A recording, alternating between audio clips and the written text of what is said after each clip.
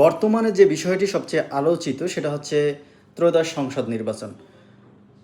Doctor Mohammad Yunus প্রধান উপদেষ্টা তিনি কিন্তু রোহিঙ্গাদের সংকট সমাধানের যে সম্মেলন চলছে সেই সম্মেলনে তিনি কিন্তু ঘোষণা দিয়েছেন যে ফেব্রুয়ারির প্রথমার্ধে নির্বাচনের জন্য দেশ প্রস্তুত এবং স্থিতিশীল রয়েছে, দেশ স্থিতিশীল রয়েছে, তিনি এই বিষয়টি উল্লেখ করেছেন। অর্থাৎ বেশ কয়েকদিন থেকে ডক্টর মোহাম্মদ ইউনূস কিন্তু নির্বাচনের বিষয়ে বেশ প্রচার প্রচারণা নিজেই করছেন এবং তিনি কিন্তু ইতিমধ্যেই সবাইকে প্রস্তুত নিতে বলছেন যারা নির্বাচনে অংশগ্রহণ করবে এবং দেশের সব কিছু এখন মোটামুটি প্রস্তুত নির্বাচনের জন্য, এই ঘোষণাও এবং এই আভাসও কিন্তু তিনি দিচ্ছেন।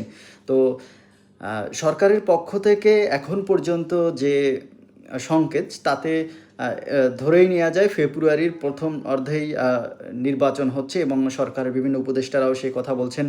যদিও বিভিন্ন রাজনৈতিক দলের মধ্যে বিভিন্ন মতপার্থক্য বা তাদের বক্তব্য রয়েছে, এনসিপি, জামাত ইসলাম, তাদের ভিতর থেকে বিভিন্ন ধরনের কথা আসছে এবং বিএনপি চাচ্ছে যে সঠিক সময় অর্থাৎ ডক্টর ইউনূসের নির্ধারিত যে টাইম ফ্রেম দেওয়া হয়েছে, যে সময়টা দেওয়া হয়েছে তখনই নির্বাচন হয়।